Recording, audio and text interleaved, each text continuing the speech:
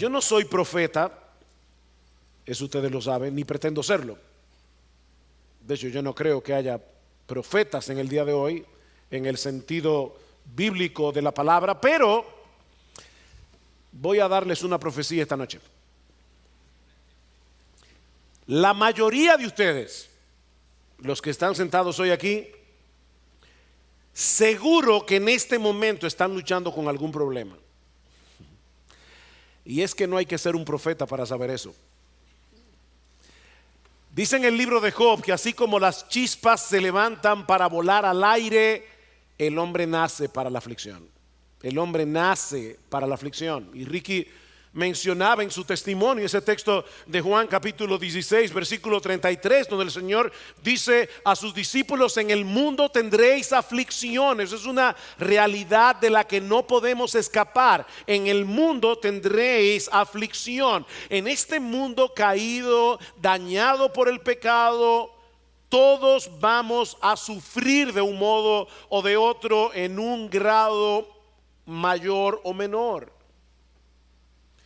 Pero si tú eres cristiano, mi propósito en esta tarde es convencerte en esta, yo espero, breve meditación de Santa Cena, que a pesar de las aflicciones que tú puedas estar enfrentando en este momento, tú eres, repito, si eres cristiano, tú eres el ser más privilegiado del planeta.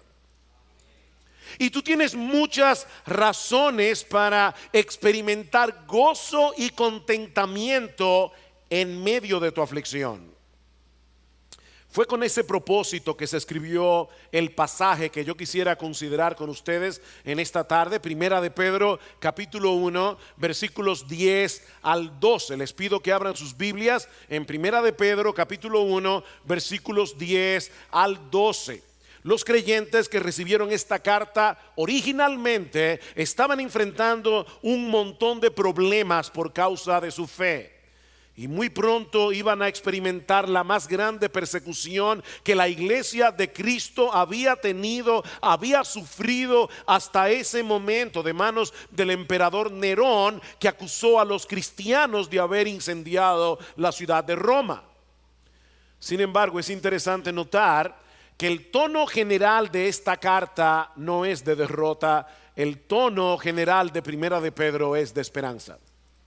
Es de esperanza.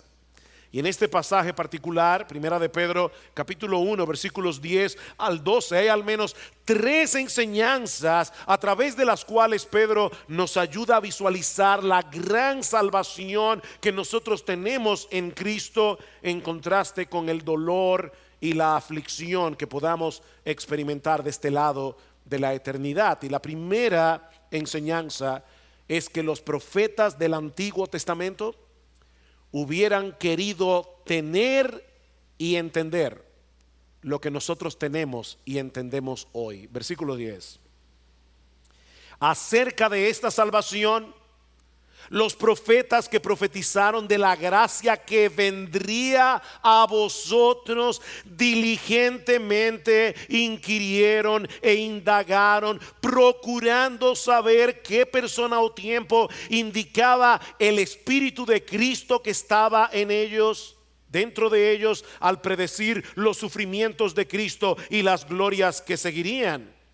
A ellos les fue revelado que no se servían a sí mismos, sino a vosotros en estas cosas que ahora os han sido anunciadas mediante los que os predicaron el Evangelio por el Espíritu Santo enviado del cielo. Cosas a las cuales los ángeles anhelan mirar. En el Antiguo Testamento encontramos muchas profecías que anunciaba de antemano los sufrimientos de Cristo y las glorias que vendrían tras ellos, como dice la versión Reina Valera. Y ahora Pedro nos dice aquí que fue el Espíritu de Cristo que estaba en ellos, es decir, el Espíritu Santo, el que les revelaba todas esas cosas. Impresionante, mi hermano, pensar que Cristo en el Antiguo Testamento estaba anunciando a Cristo. ¿Notaron?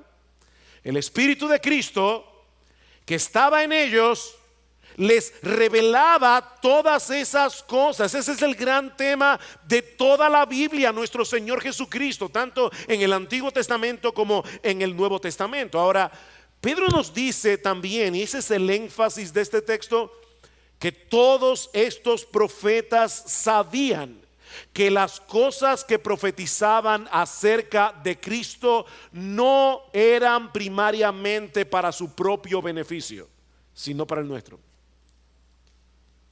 Ellos profetizaron todas esas cosas y de alguna manera Dios les reveló que esas profecías, toda esa información acerca del Mesías no era primariamente para ellos, era para nosotros, los creyentes del nuevo pacto. Dice versículo 12, a ellos les fue revelado que no se servían a sí mismos, sino a vosotros en estas cosas que han sido anunciadas por los que predicaron el evangelio.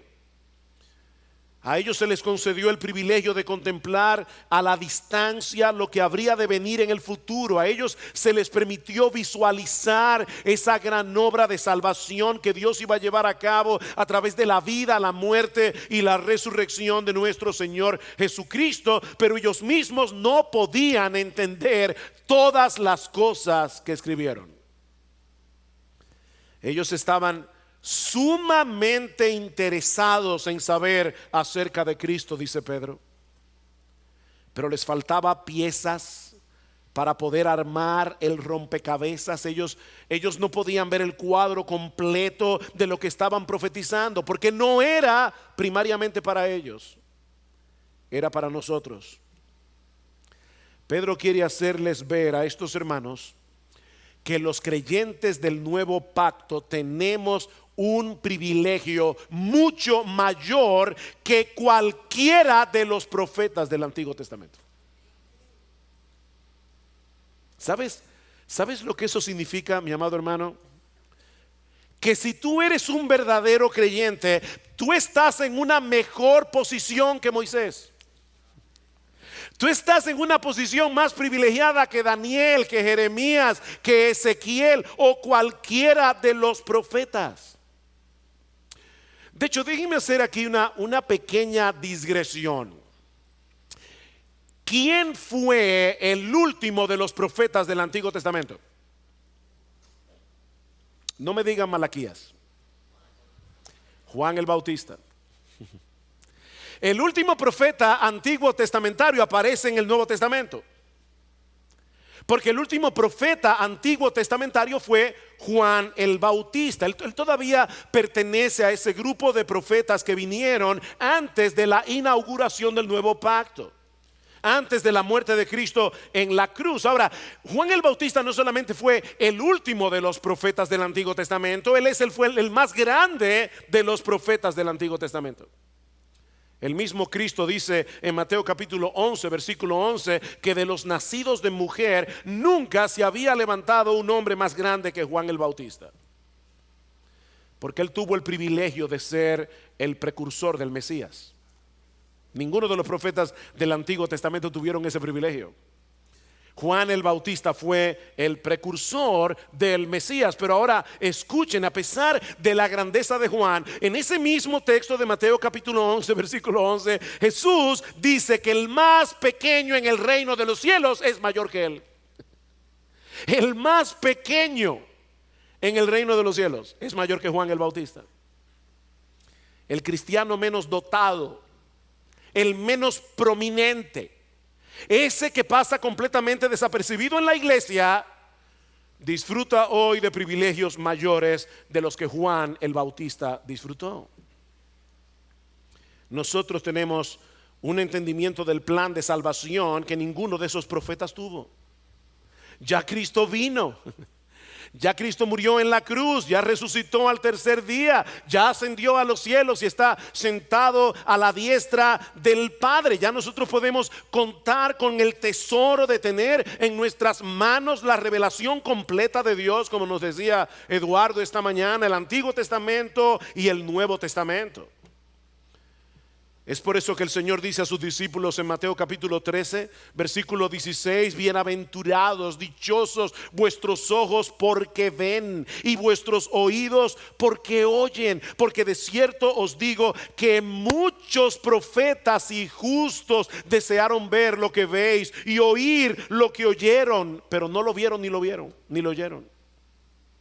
No lo oyeron ni lo vieron.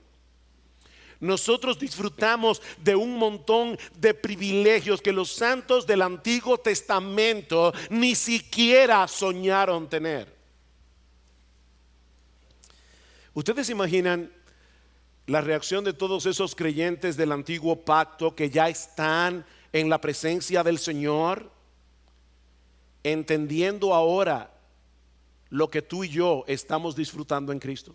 Yo me imagino que los profetas y los santos del Antiguo Testamento ahora entienden mejor que cuando estaban aquí en la tierra de qué se trataba todo esto. Ellos deben saber, por ejemplo, que nosotros tenemos libre acceso al trono de la gracia.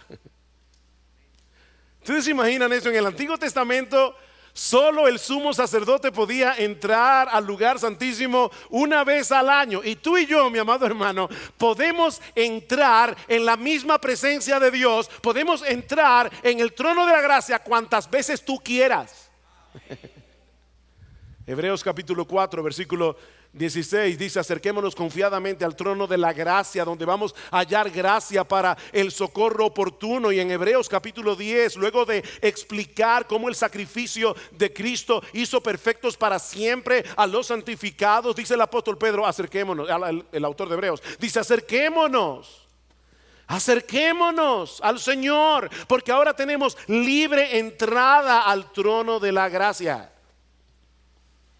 Los santos del Antiguo Testamento que están en el cielo, ellos deben saber que nosotros disfrutamos de una mayor amplitud de la obra del Espíritu Santo en nosotros. Ellos deben saber que nosotros conocemos con más detalles el plan redentor de Dios, porque ya tenemos la revelación completa.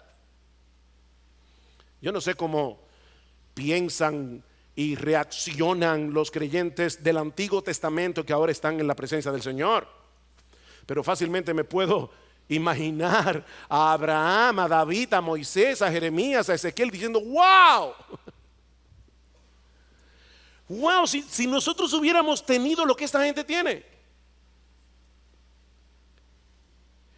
¿Alguna vez tú has pensado en eso? Que Abraham, Moisés, David, Jeremías hubieran soñado tener y entender lo que ahora tú tienes y lo que ahora tú entiendes leyendo el Nuevo Testamento. Queridos hermanos, ninguna de las dificultades que hemos padecido o tendremos que padecer en nuestro peregrinaje al cielo se puede comparar siquiera con los enormes privilegios, con las enormes bendiciones espirituales que nosotros tenemos en Cristo. Eso es lo que Pedro nos está diciendo aquí. Déjame hacerte una pregunta. Si el Señor te concediera ahora mismo escoger entre una vida sin dificultades, pero sin conocer a Cristo, ¿cuál sería tu elección? Si hubiera la posibilidad de tener una vida cómoda, sin privaciones de ningún tipo,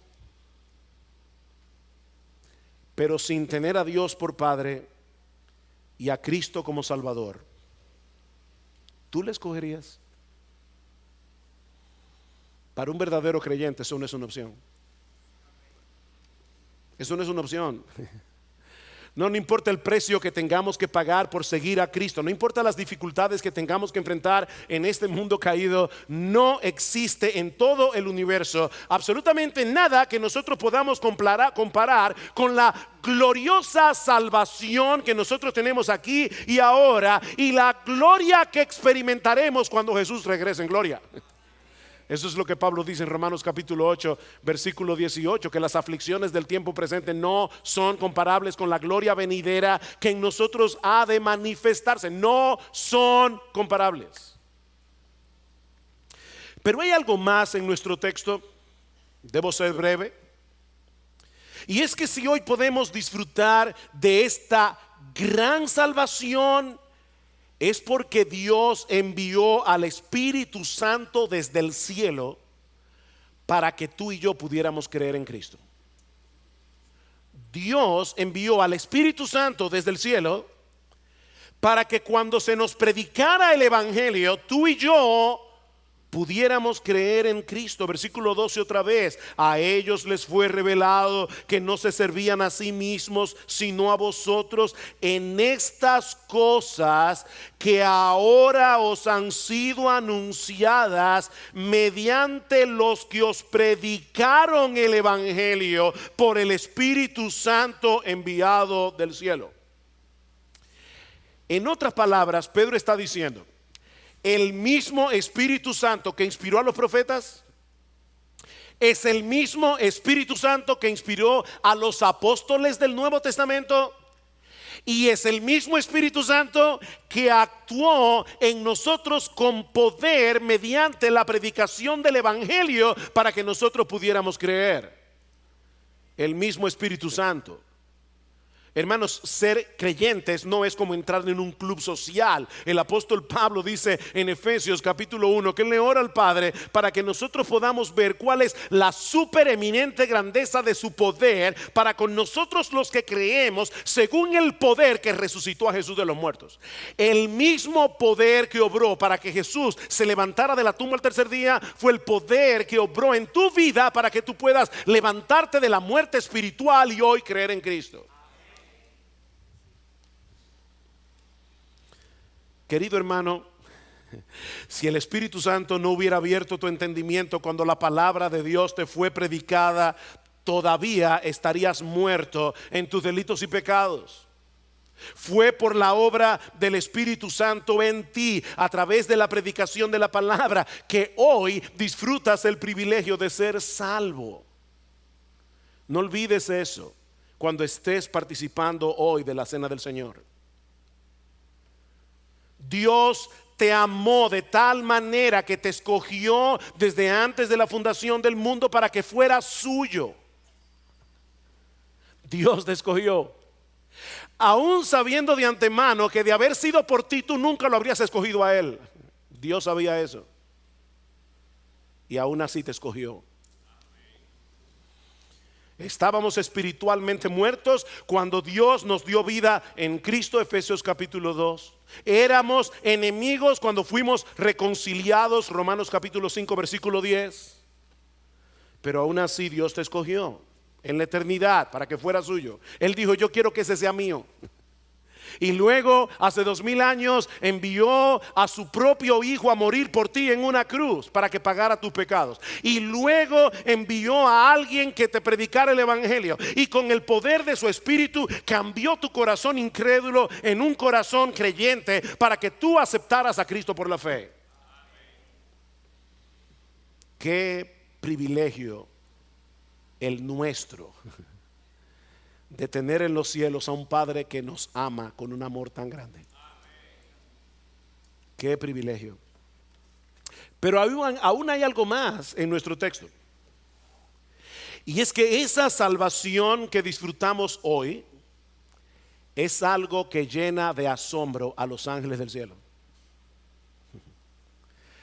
¿Qué hemos dicho hasta aquí? Nosotros tenemos y entendemos lo que los profetas del Antiguo Testamento hubieran querido tener y entender. Fue por el Espíritu Santo que tú creíste en el Evangelio. Y ahora te estoy diciendo, mi amado hermano, que la salvación de la que tú disfrutas en el día de hoy es algo que llena de asombro a los ángeles. Vean una vez más el versículo 12. A ellos les fue revelado que no se servían a sí mismos, sino a vosotros, en estas cosas que ahora os han sido anunciadas mediante los que os predicaron el Evangelio por el Espíritu Santo enviado del cielo. Cosas, y ahí se refiere a todo lo que Pedro ha dicho ya: la gracia destinada a vosotros, los sufrimientos de Cristo, las glorias que vendrían tras ellos, la predicación del Evangelio con el poder del Espíritu Santo, cosas a las cuales los ángeles anhelan mirar. Me encanta este pasaje. Hay dos palabras claves aquí: anhelar y mirar. Los ángeles anhelan. Y esta palabra significa desear fervientemente. De hecho, es la misma palabra, o viene de la misma raíz de la palabra que en el Nuevo Testamento se traduce como concupiscencia. Ellos desean fervientemente mirar algo.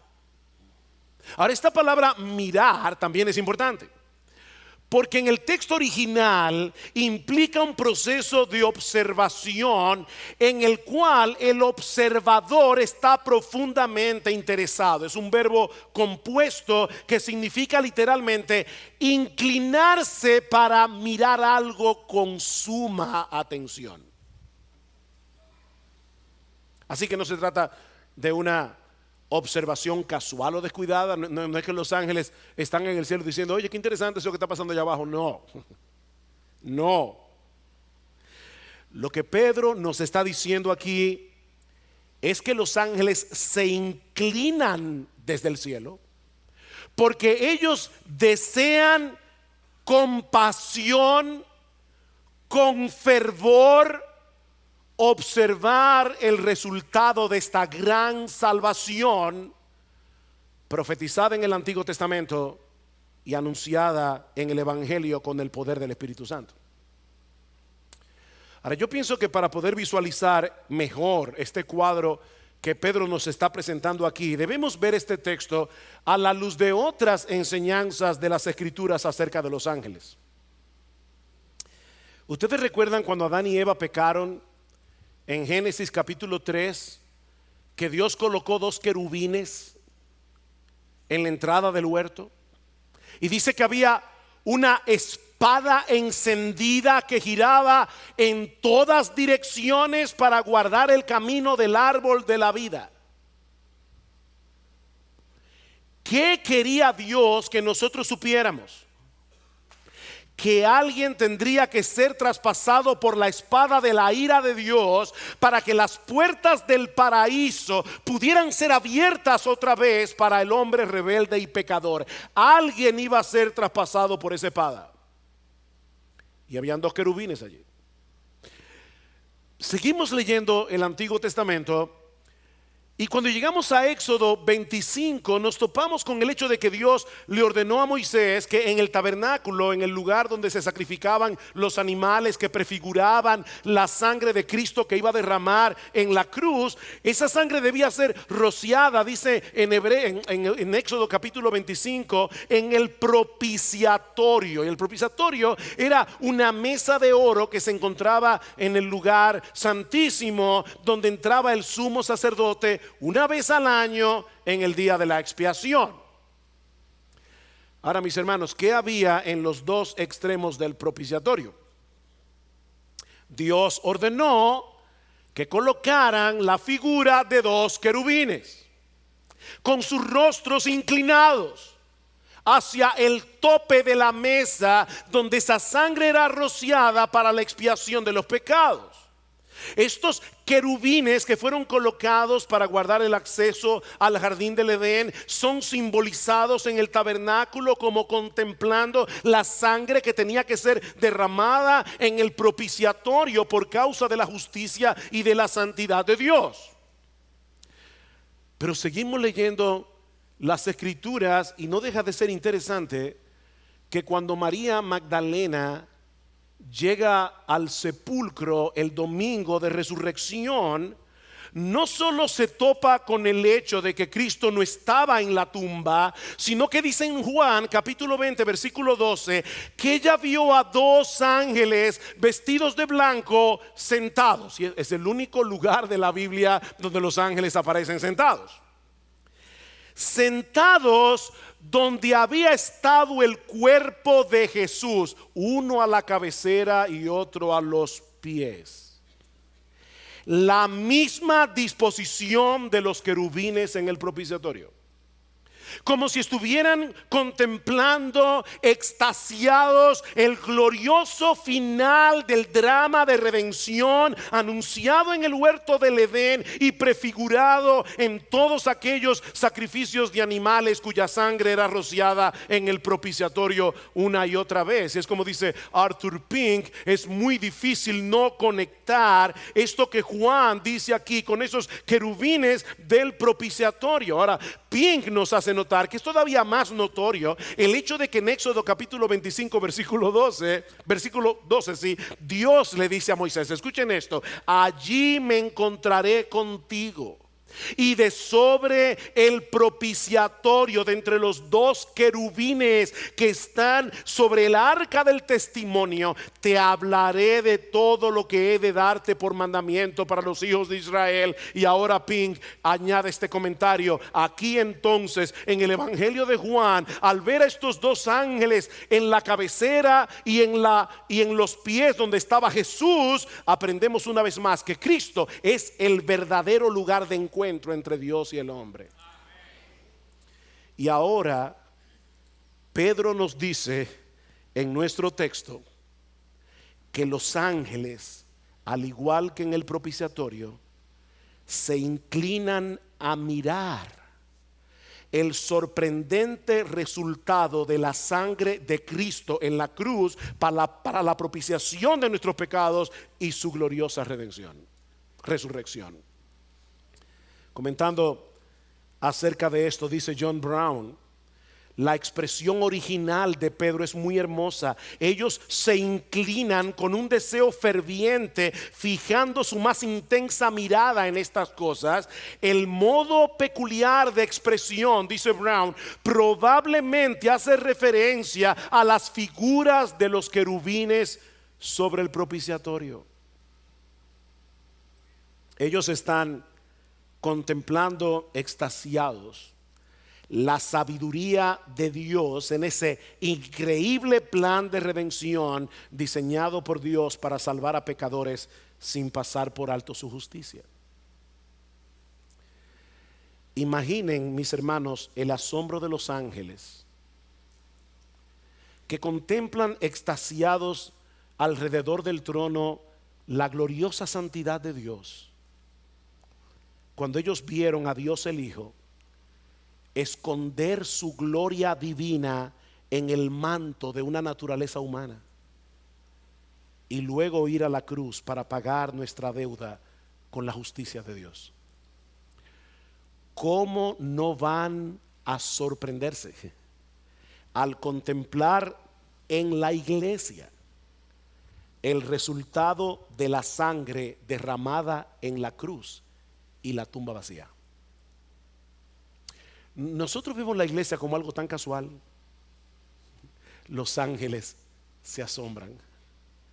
Y de hecho en Efesios capítulo 3 versículo 10 dice que ellos a través de la iglesia están aprendiendo acerca de la sabiduría de Dios. La iglesia que tú ves con tantos defectos, los ángeles aprenden de la sabiduría de Dios. Los hermanos más viejos en la membresía de nuestra iglesia recordarán probablemente a un grupo que vino aquí en los primeros años de nuestra iglesia de Estados Unidos y cantaban un himno que decía: con potestad sin igual en el cielo Él gobernaba. Hablando de Jesús, los ángeles su voluntad siempre cumplían, pero un día le vieron cargar su cruz por la senda de dolor y muerte. Por mí murió, oh qué gran amor.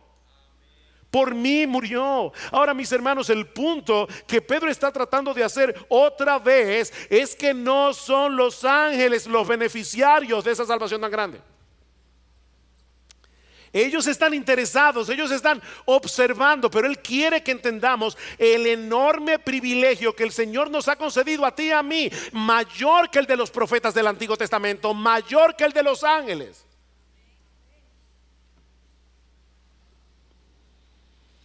Mira, piensa ahora mismo en las personas más encumbradas del mundo, en los hombres de más influencia y de más poder, en los más ricos y famosos del planeta.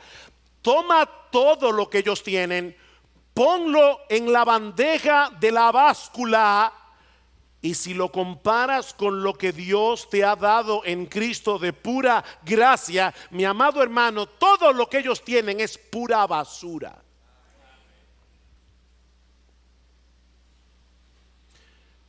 Ahora déjame ponértelo de otra manera.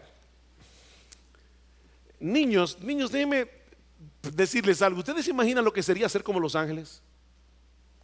Wow, los ángeles tienen mucho poder. Mucho poder. Los ángeles pueden volar a donde quieran. Déjenme compartirles algo medio vergonzoso, pero cuando yo era niño, en mi casa, que eran católicos romanos, había una imagen del Sagrado Corazón de Jesús. Muchos de ustedes han visto ese cuadro. Y yo me crié en ese paganismo de ignorancia. Y yo me recuerdo con 5 o 6 años, yo me paraba frente al cuadro del Sagrado Corazón de Jesús y le decía: por favor, yo quiero volar. Yo leía mucho Paquito de Superman. Yo quiero volar. Y yo te prometo que si tú me das ese don, si tú me permites volar, yo lo voy a usar como Superman, lo voy a usar para bien. Yo quería ser un superhéroe. Después era Aquaman, pero en ese momento era Superman. ¿Tú sabes qué es lo que Pedro nos está diciendo aquí? Lo que Pedro está diciendo aquí es que los ángeles desde el cielo observan con asombro lo que tú y yo tenemos. Ellos no salen de su asombro, ellos no pueden entender, ellos se sobrecogen con los privilegios que nosotros tenemos. Y ahora que vamos a participar de la cena del Señor, yo te pregunto, mi hermano, ¿es esa gran salvación todavía preciosa para ti? Como lo fue hace años, tal vez, cuando conociste al Señor. El apóstol Pablo, escribiendo a los filipenses, le dice en el capítulo 3: pero cuantas cosas eran para mí ganancias, las he estimado como pérdida por la excelencia del conocimiento de Cristo Jesús, mi Señor, por amor del cual lo he perdido todo y lo tengo por basura para ganar a Cristo. Y ciertamente aún. Esa palabrita es importante. En ese momento, cuando Pablo escribió su carta a los filipenses, tenía 30 años de ser creyente. Y Pablo está diciendo: cuando yo me convertí a Cristo, yo lo consideré como basura. 30 años después, aún lo sigo considerando como basura. Mi hermano, ¿tú te acuerdas cuando tú te convertiste? Y yo te estoy preguntando, ¿es la salvación todavía preciosa para ti? ¿Te encuentras a menudo dando gracias a Dios por haberte escogido desde antes de la fundación del mundo? Wow, Señor, gracias por haber incluido mi nombre allí, por haber enviado a su Hijo a morir por ti en una cruz, por ti, por haberte enviado a alguien que te predicara el Evangelio, y al Espíritu Santo para que te abriera los ojos de tu entendimiento, para que cambiara tu corazón de piedra en un corazón de carne. Porque eso fue lo que pasó. Alguien vino a predicarte el Evangelio y misteriosamente el Espíritu de Dios estaba obrando en ti, aunque tú no lo sabías. Y por eso estás aquí hoy.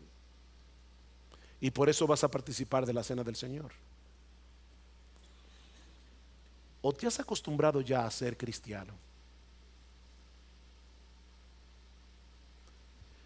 Porque si es así, mi amado hermano, este es un buen momento para pedirle a Dios que renueve tu entendimiento de lo que significa ser salvo. Este es un buen momento. Este es un buen momento para pedirle a Dios en oración que te despierte de tu adormecimiento espiritual, para que puedas apreciar la gran salvación que tienes en Cristo. Pídele a Dios: Señor, ayúdame a ver mi salvación como si me acabara de enterar que yo fui elegido. Señor, yo quiero verlo como si me acabara de enterar ahora mismo que Cristo murió por mí en la cruz del Calvario, como si acabara de escuchar desde el cielo por primera vez que todos mis pecados fueron perdonados.